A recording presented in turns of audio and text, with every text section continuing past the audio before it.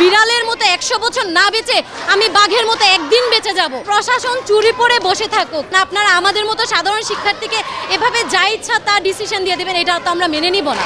আসলে এটা হচ্ছে আগামী গত যে রবিবার ছিল আমাদের হলের যে কমিটিটা যখন প্রকাশিত হয়েছে, তখন যে জুনিয়র অনেকেই জানে না যে তাদের হচ্ছে ছাত্রদলের নাম এসেছে, যার কারণে তারা আমরা যেহেতু এখন সিনিয়র হিসেবে আছি, আমাদের কাছে অবগত করেছে যে আপু এরকম আমরা তো জানি না, এটার বিরুদ্ধে এখন স্টেপ নেন, আমরা তো ছাত্রদলের হলের কমিটিতে চাই না। তখন আমরা রাতের 11টা 20 বাজে আমরা একটা হল কমিটি মিটিং ডেকেছি। মিটিংয়ের মধ্যে তখন আমাদের ওদের যারা কমিটিতে আসছে সবাইকে আমরা জিজ্ঞাসা করেছি যে তোমরা যে কমিটিতে আসছো তোমাদের হচ্ছে মানে নিজস্ব অপিনিয়ন আছে কিনা বা তোমরা জানো কিনা, অবগত কিনা। তখন তারা অনেকেই স্বেচ্ছায় এসেছে এবং অনেকেই তারা জানেই না তাদের কমিটি দেওয়া হয়েছে এবং তারা সভাপতি পদে আছে, সাংগঠনিক পদে আছে। তখন ওইখান থেকেই একজন মেয়ে আমাদের ছবি তুলে, আমরা যে মিটিং করছি আমাদের ছবি তুলে তাদের যে বড় ভাই আছে ওনাদের কাছে সেন্ড করেছে।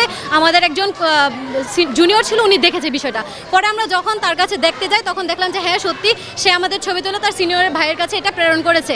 তখন আমাদেরই ব্যাচমেট একজন ওর ফোনটা নিয়ে বলল যে আপাতত তোমার ফোনটা টেবিলে থাকুক, যখন আমাদের মিটিং শেষ হবে তুমি তোমার ফোনটা নিয়ে যাবে।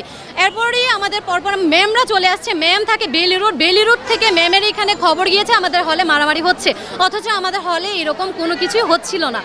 এরপর ম্যাম যখন আসার পর আমরা হচ্ছে ম্যামকে তখনও অবগত করি না, কারণ বিষয়টা আমাদের কাছে নর্মাল মনে হয়েছে যে আমরা জাস্ট তাদের সাথে কথা বলবো। যখন ম্যাম আসলো, ম্যামের হচ্ছে তখনও কল আসছে উপর থেকে। কল আসার পর ম্যামকে অনেক থ্রেট করা হয়েছে। ম্যাম বিষয়টা বলছে যেহেতু আমি এখন তত্ত্বাবধানে আছি, আমি বিষয়টা দেখছি, আপনারা কিছু না বললেও হবে।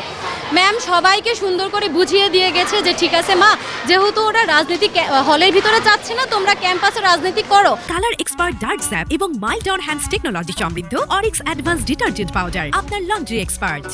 কিন্তু যখনই তোমরা হলের ভিতরে ঢুকবা তখন যেন তোমরা সাধারণ শিক্ষার্থী হিসেবে ঢুকো, কারণ এই প্রভাবটা যেন তাদের উপর না পড়ে। তোমাদের ব্যক্তিগত স্বাধীনতা আছে, তোমরা ক্যাম্পাসে রাজনীতি করো, এখানে সব কিছু মিটমাট হয়ে যায়। কিন্তু পরবর্তীতে এর পরের দিন আমাদের কাছে মানে খবর আসে যে একটা তদন্ত কমিটি গঠন করা হয়েছে, আমরা নাকি তাদের উপর হ্যারাসমেন্ট করেছি, তাদের মোবাইল নিয়ে টানাটানি করে নিয়ে গিয়েছি, তাদেরকে রুমে আটকে রেখে মারধর করেছি, মানে বিভিন্ন মিথ্যাচার করা হয়েছে। ইভেন তদন্ত কমিটি সকাল 9টা বাজে আসার কথা ছিল, আমরা সকাল 9টা থেকে দুপুর 1টা পর্যন্ত হলে সবাই অবস্থান করেছি, স্যার ম্যামদের জন্য অপেক্ষা করেছি, ওনারা কেউ আসেনি। তখন ওনারা বলল যে আমরা যেন ওনাদের কাছে যাই। তখন স্যারদের বললাম যে স্যার এতগুলো মেয়ে, আমরা তো তাদের রেসপন্সিবিলিটি নিয়ে যেতে পারবো না, অলরেডি তখন রাজনৈতিক বড় ভাইয়ারা এখানে অবস্থান করছিল। তখন স্যাররা বললো যে ঠিক আছে আপনাদেরকে আমি জানাচ্ছি। কিছুক্ষণ পর তারা কল দিয়ে বলো ঠিক আছে আমরা আসবো।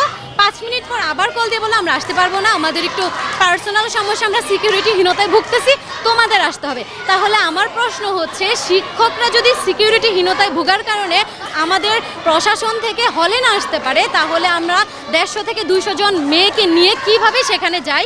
এত বড় রেসপন্সিবিলিটিটা কে নেবে যদি বাই এনি চান্স অনাকাঙ্ক্ষিত কোনো একটা কিছু হয়ে যায়? তখন ওনারা আসেনি, বিষয়টা সেখানেই স্থগিত হয়ে যায়। পরবর্তীতে সন্ধ্যাবেলা একটা নোটিশ আসে যে তদন্ত কমিটির পর্যবেক্ষণে মানে প্রমাণিত হয়েছে প্রাথমিকভাবে যে আমরা তাদের উপর হ্যারাসমেন্ট করেছি, আমরা যেন এটা সিগনেচার করি এবং আমাদের 3 জনের সিট বাতিল করা হয়েছে। এর মধ্যে আমি, আমার আরও 2 জন ফ্রেন্ড আছে, একজন সাংবাদিক সমিতির আছে। হ্যাঁ, আমাদেরকে আগামীকাল 6 তারিখ কালকের মধ্যে হল থেকে চলে যেতে বলা হয়েছে। এরপর আমাদের যে হল সুপার রীতা ম্যাম, ওনাকে বলা হয়েছে আপনি নিজে থেকে অব্যাহতি দিবেন, কারণ আমরা যদি আপনাকে অব্যাহতিপত্র দেই সেক্ষেত্রে আপনার একটা মান সম্মান হানি হবে, সেক্ষেত্রে আপনি নিজে দিলে ভালো হবে। ম্যামের বিষয়টার কাছ থেকে জোর করে ম্যামের কাছ থেকে জোর করে একটা লিখিত স্টেটমেন্টও নেওয়া হয়েছে, সেটা আমরা জানি না যে কি লিখিত। অধ্যক্ষ স্যার, প্রশাসন, তো আমরা জানি না আসলে সেটা কি কোন বিষয়ে লিখিত নিয়েছে। তো আমাদের সিট বাতিল করা হয়েছে। ম্যামের কাছে আমরা এ পর্যন্ত অনেকবার গিয়েছি, কিন্তু ম্যামরাও আমাদের কোনো কিছু বললো যে প্রশাসনের হাতে কোনো কিছু নাই। তাহলে প্রশাসন চুরি পড়ে বসে থাকুক, ওনারা কেন আছে? আমার কথা হচ্ছে আপনারা আছেন আমাদের দেখাশোনা করার জন্য, আপনারা যদি দেখাশোনা করতে না পারেন তাহলে নিজ ইচ্ছে আপনার দায়িত্ব ছেড়ে দেন। দায়িত্বহীনতায় আপনারা ভুগবেন, আপনারা আমাদের মতো সাধারণ শিক্ষার্থীকে এভাবে যা ইচ্ছা তা ডিসিশন দিয়ে দেবেন, এটা তো আমরা মেনে নিব না।